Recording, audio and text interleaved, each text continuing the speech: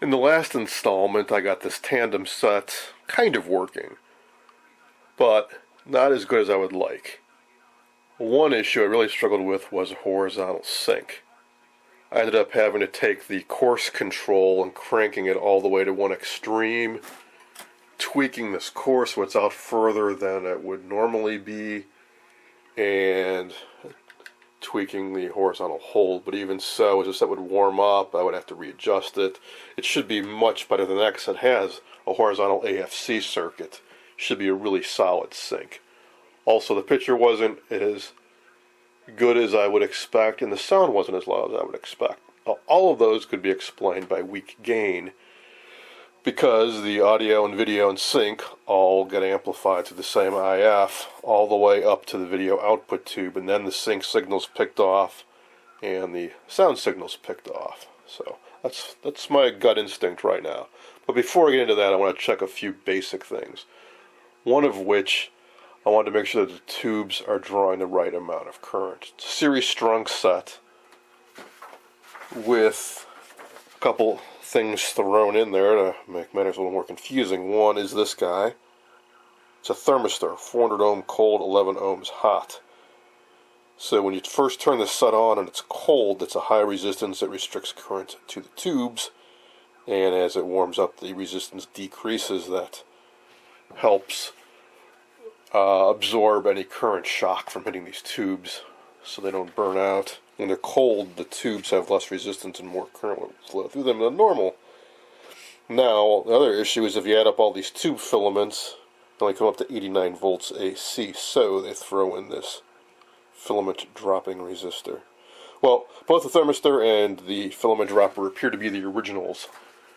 The dropper I'm not that concerned about. It's a wire wound resistor. If they're good, they're stable, they don't drift in resistance. But the thermistor, it measured about 600 ohms cold, actually, and I haven't measured the hot resistance yet. So I want to make sure that these tubes are actually drawing the right amount of current. If they aren't, if it's too low, that would cut your gain. So I've got my PR57, which I trust is fairly accurate. I'll double check the volts in a moment, but right now I got it on the 117 tick there. And in the previous installment, I wasn't quite sure how to read this current, so I was a little tired and I wasn't sure what those ticks meant, but I got it figured out now. Each tick is 0.05. So we got 0.5, and the next will be 0.55, and then we're on 0.6, which is exactly what this set should be drawing.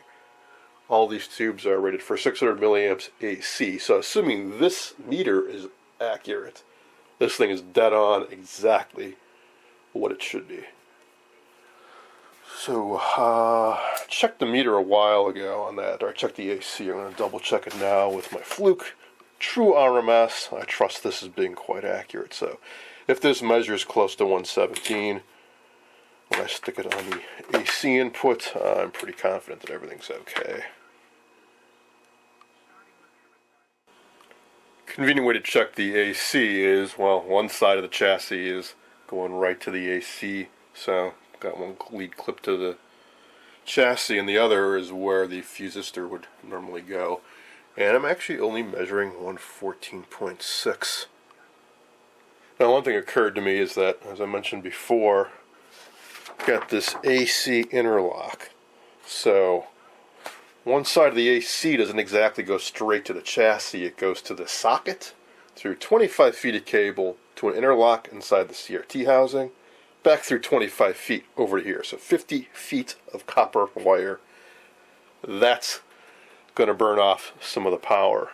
So, as I said, I think this is pretty darn accurate. So let's get that up to 117. Now I'm just barely turning the variac knob. It's kind of jumping around, so let's call that 117. And this current barely changed because I really didn't have to turn the output knob much. And let's see where this is at. It's interesting. So, now I'm curious. It's not so easy to get at, but I want to check what the voltage is at right where the AC comes into here. In other words, the output of this. I can't just unplug this and stick the probe in there, because if I unplug this, it takes the load off and the voltage will go up. So I really need to get at this before it goes to that. Maybe I can figure out from here. Otherwise, I'll just have to kind of flip the chassis over and get at the AC interlock. I basically have the AC probe right across the jack now. I've got one going to fusible resistor right after the power switch, and the other is going to pin 8 on the CRT socket. So we got 118.1. So now I'm going to switch this over to the chassis and see what we get. Tough to get in there. Go. Stick it right here. And actually, no, I'll go right here. Here's where, when it comes back from the socket, it attaches to the chassis right there.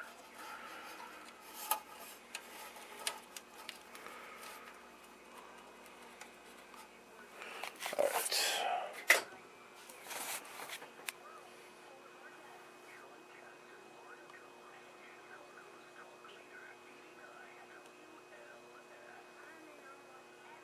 If the tubes to warm up a bit, but it looks like we lose about a volt going through that cable.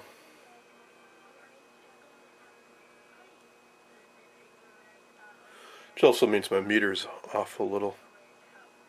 So it's measuring just a shade over 118. Maybe the meter's pretty accurate.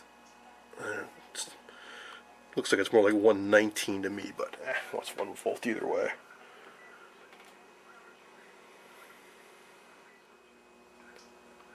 One last thing I was curious about is how much does the current draw really change as you vary the AC, say, between 115 and 125, because these tubes should be somewhat self-regulating in that as they get hotter, their resistance increases, which would resist the flow of current through them. So right now, got a little over 0.6, and that's it. About 119, 120 on the meter, so let's drop down to 115.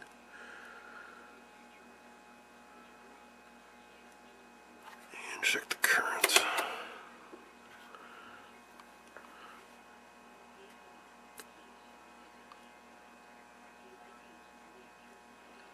So it dropped, but not a whole lot. Let's go up to 125.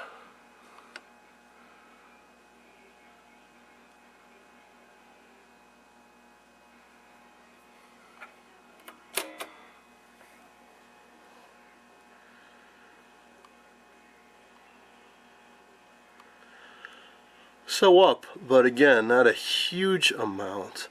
So it's varying between, I mean, it's what, about 0.64 maybe now, and at the low extreme was maybe 0.59. So not a huge variation, but that does mean that if I was to plug it right into my wall, which is about 125, the tubes would be having a little more current going through them than they would, than they're rated for, but not an extreme amount. Alright, next thing I want to do is just dive right into checking some of these tubes and see what kind of signals we've got going on. So, let's see. Seems like right here would be a good place to start. The horizontal multi-vibrator tube, check pin 7. So, how would you go about checking pin 7 on this tube as things stand? Not so easy to do. It's basically a piece of metal on the underside of the circuit board, so you can't probe that too easily.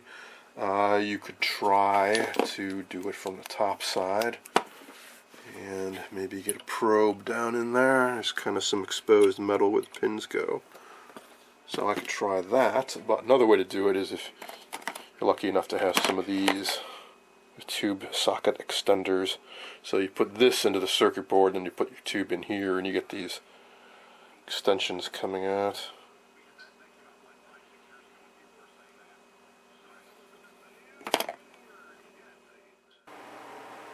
I decided to start investigating at the video amp tube. So with the help of one of these very handy socket extenders, I'm looking at pin 7 should look like that, about 1.5 volts peak to peak.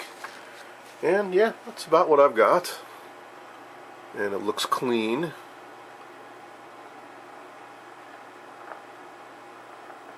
So I don't think we've got any problem there. So I was thinking it might be a gain issue, but no, the signal looks good.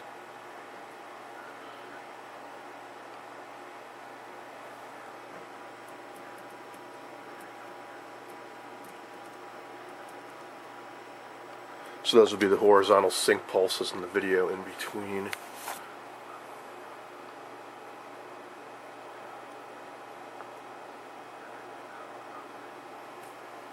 And right now I do have a stable picture on the set, so I don't think that's a problem.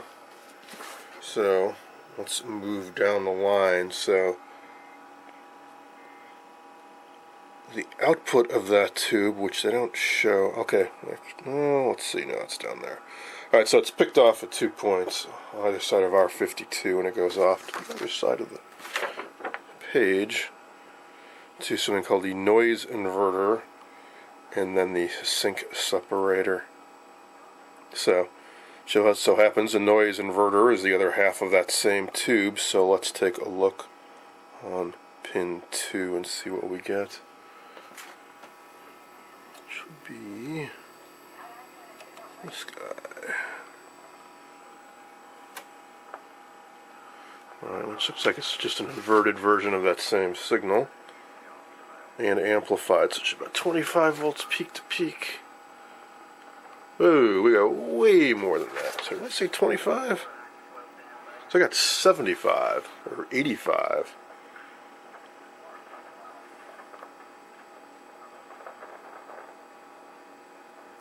Seems a little odd.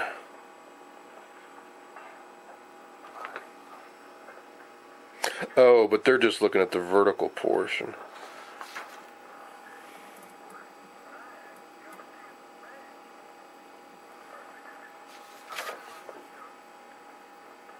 It still shouldn't matter.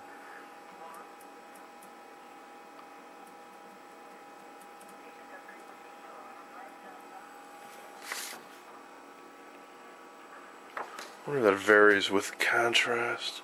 Yeah, it does. Okay. Now that can be confusing. I'd have to check on, let's see, what settings do they have the controls at?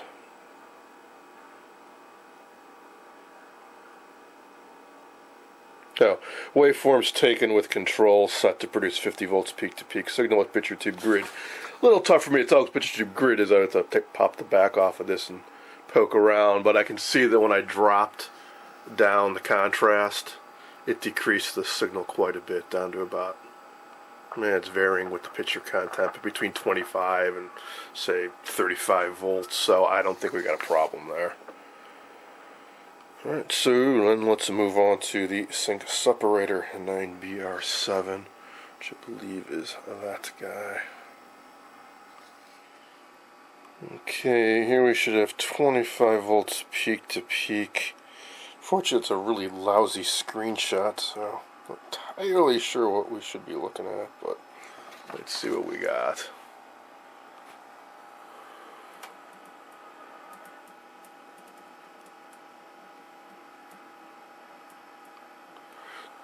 It's actually not a whole lot different from the signal coming in. Not to the input of the sync separator, so I think what that is, it's a filtered version of that signal. Let's see what the output should be. Okay, now here's where it gets a little more interesting. So that's the vertical integrator. I'm not concerned about the vertical because that doesn't seem to be much of an issue, but part of the output also goes down to the horizontal AFC, which is the other half of that same tube. So take the output, go down around here. So let's check pin 8. We should have that.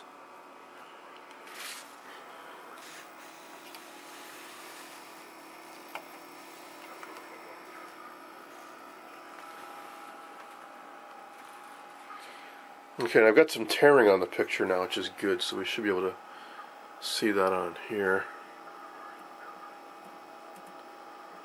Yeah, that's what this stuff is up here. It's the tearing, but otherwise,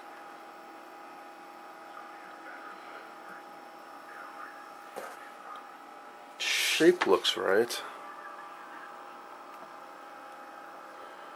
4.5 volts peak to peak.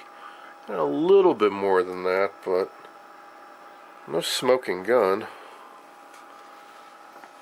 And you can see that the instability in the picture is evident here. And if I tweak the horizontal hold to make it stable,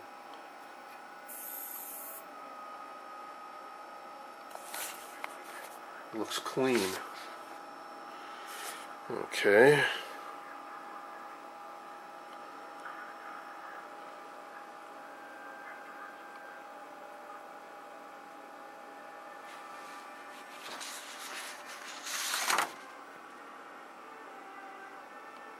So it seems like if I let the set warm up for a while and tweak the controls, even though they've got some at their extremes, you get a stable, watchable image.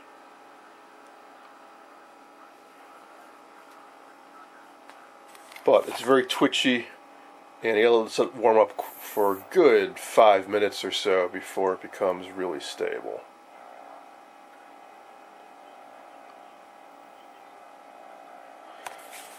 So, what could be drifting? No, I swapped out the tube, so I don't think there's any issue there. One thing I can check is these controls, and what these controls attach to. So that horizontal hold, I've got it at one extreme, but I'm not sure if that means the ground's all the way down at the bottom of the 30K or all the way at the top. And there's a horizontal. Oh, sorry, the horizontal hold's down there. The horizontal range is at one extreme. So, could be a problem with this 47K. I might have put the wrong value in there. 390, I believe that's that mica cap, which I replaced in there. So, I think what I'll do next is check some voltages on the tubes, the DC voltages, and double check, spot check some of these components down in here. Make sure that indeed I put a 47K and a 15K, and the caps are right. But I also don't like the fact that to get this to work right, look how far out that core is out of that transformer. That's way off from where it was originally. So in other words, the free running frequency of this must be way off 15 kilohertz. So there you can see the coil right there. So certainly double check that capacitor that's across it. If I put the wrong value in there, like say a 0.0047 or 0.0022 or something like that, that would certainly account for it. Or maybe the cap I put in there is just bad. I believe it's that guy down there. So you can see the hassle with these and why I shotgunned everything with new parts, and I did double check all the resistors before I put them in. I didn't double check the capacitors though, just because I've never ever had a bad film cap. The problem is once you've got them in there, not so easy to test them. I probably have to lift up one leg of that capacitor to really check it, and I can't do that unless I take the board out again. I can probably get away with just taking some of the wires off and tilting it, but to do that you unsolder these 5 stakes, grounding stakes that are around the board.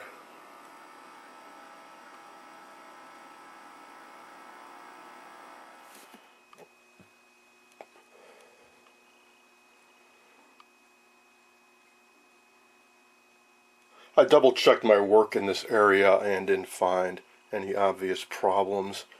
The resistors all measure what they're supposed to be, and at least the labels on the capacitors are the correct values. So I went back to the service info and print out this resistance chart I'm going to go through, and I also found instructions on how to adjust the horizontal sweep circuit, including that coil.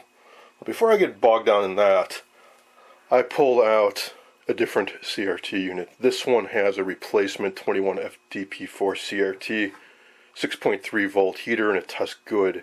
So I want to see how this set performs with this CRT unit. Also, I believe it has been recapped. There is a little, you can see it here. There is a tube and a little circuit board inside there. Alright, so let's give this a try.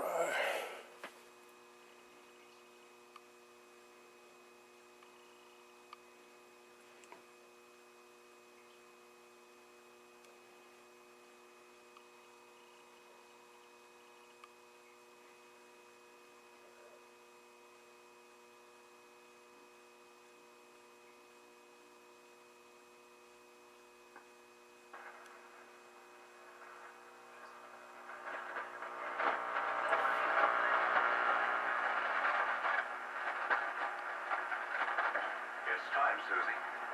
The chauffeur's waiting.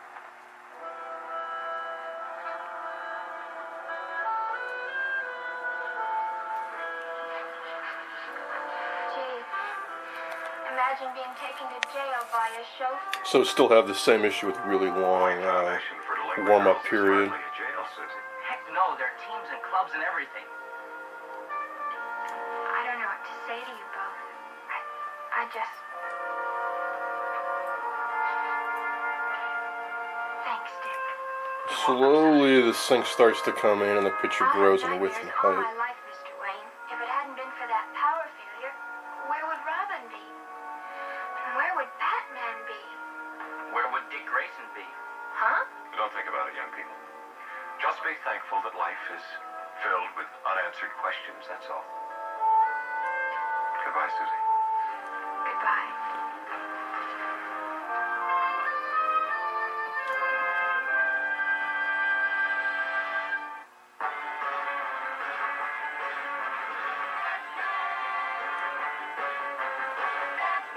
So I'm curious. Picture isn't that good with this CRT either.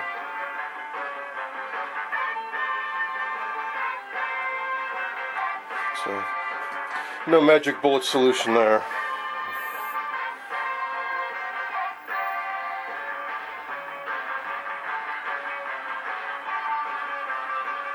Thought the picture would be sharper though. So I wonder if the high voltage is a bit low. Which gets me back to another topic, that the B plus is low on this set right at the start. So maybe everything in this set is being affected. Well, I would expect everything would be affected by that. So that could be account for the poor video, maybe low high voltage, maybe low, long warm-up time and all that. So I think I'd best start with that. Someone had suggested that perhaps these silicon diodes could be an issue. And normally a power silicon diode has about 0.7 volt voltage drop across it. I have not heard of that voltage drop increasing dramatically in older silicon diodes. Because I'm seeing, I think, about 25 volts less in the B plus than it should be. So that'd have to be like 10, 15 volt drop across those diodes, which doesn't seem possible, but it's a very easy thing to test and replace if need be. The holders for these diodes are a little funky. It kind of looks like you could pop them out, but one end is actually soldered down. So the body's clipped in, but then the other end gets soldered on, so... I think I can just pop them out and leave one end soldered in and tack in some 1N4007s in their place. Also, once I pop out one end, I can also check them with the diode test on my multimeter.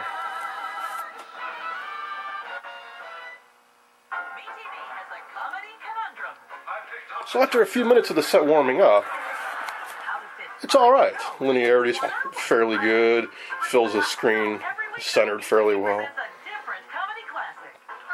But it's not a very sharp picture at all. Should be a whole lot better than that. Fridays, the Dick Van Dyke Show. Sounds good to me. Weeknights starting at 10. You did that very well. Now, how are you with primitive radio equipment? Very simple. Amplitude modulation transmission. Simply adjust the frequency, throw this switch, the Enterprise should answer. Mr. Spock, what are you doing on this frequency? Very long and complicated story, Lieutenant. Notify the transporter room 2 to beam up. So, occurred to me as another simple check I can do, which is to see how much current does the whole set draw. So earlier I checked with just the tube filament, and it was drawing about 0.6 amps, which makes sense.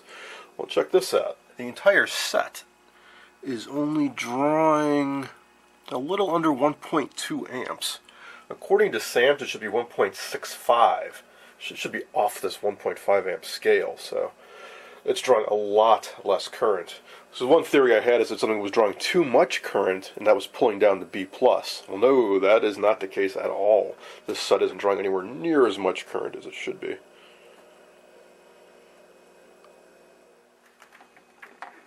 Let's see what my meter has to say about those diodes. I pop them out of their holders, so they're out of the circuit. Let's see. Okay, so one end is down there, and the other end. Good case. We get nothing that way. How about the other way? That seems okay.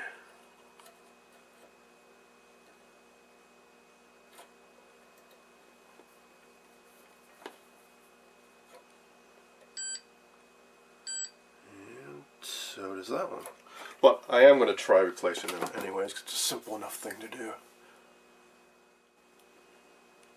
It just occurred to me there's something else very basic that I should test, which is this guy. What is the resistance of this?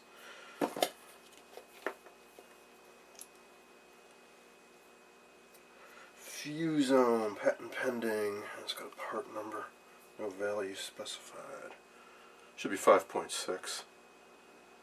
Close enough. 6.1.2. Alright. So that's not a problem.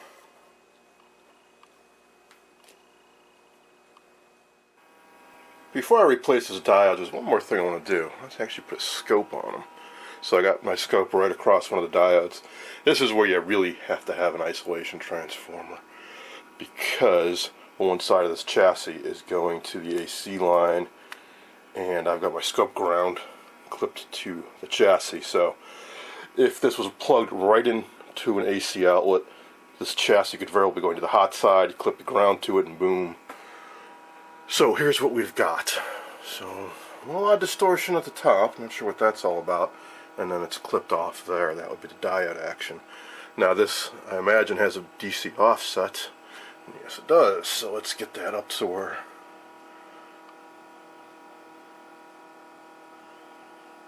Alright, so now right on the axis there is ground. So let's see what the drop is across that diode. So 2 volts per division, so got about 2 volts across the diode, so I really don't think they're a problem, but again, I will try it, replacing them, and I guess I'll check the other diode now too. Unfortunately, replacing these diodes made no difference whatsoever. I then cranked up my variac until I got B plus up to 280 volts, which turned out to be about 127 volts AC. Again, the set did not perform any better, and the current draw was still a lot less than what they say it should be. And the tube filament current went up more than I would want to run this set at, so that's certainly no solution there. So the troubleshooting will continue.